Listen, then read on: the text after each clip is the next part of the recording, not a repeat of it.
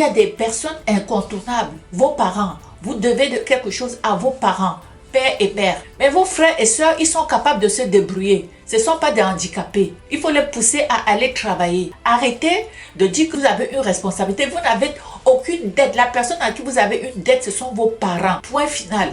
Les autres, vous pouvez une fois que vous les avez aidés, une fois, vous leur dites clairement, c'est pour investir. Moi, je ne donne plus rien. Sinon, toi, tu vas mourir et eux, ils vont même pas ils se foutent de toi. Hein. Il faut savoir ça. Hein. Parce que toi, tu es perçu comme une caisse. Tu es perçu comme une banque. Voilà, il faut bien comprendre ça.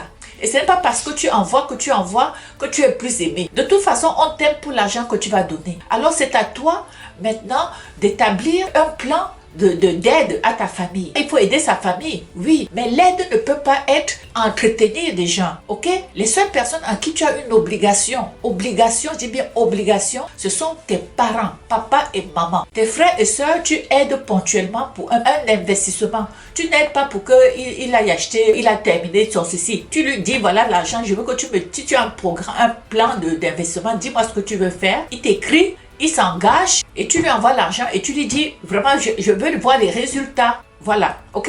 Donc, je vous ai dit donc la mauvaise gestion, ok, d'argent. Les Africains ne sont pas, beaucoup d'Africains aussi vont vivre au-dessus de leurs moyens. Il y a d'abord ça, n'oubliez pas ça.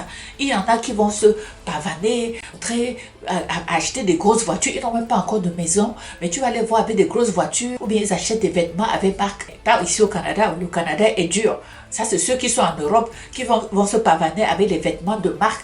Et tu vois quelqu'un qui a des vêtements de marque, tu le respectes. Il t'amène chez lui, tu as honte. Et là, tu vois déjà le paradoxe. Tu as pitié de lui. Moi, je vous dis tout de suite, quand je vais en Europe, si je te vois, tu te respectes, tu m'invites chez toi, je vais chez toi, je vois où tu m'amènes et je vois ce que tu as sur toi. Pour moi, tu deviens minable.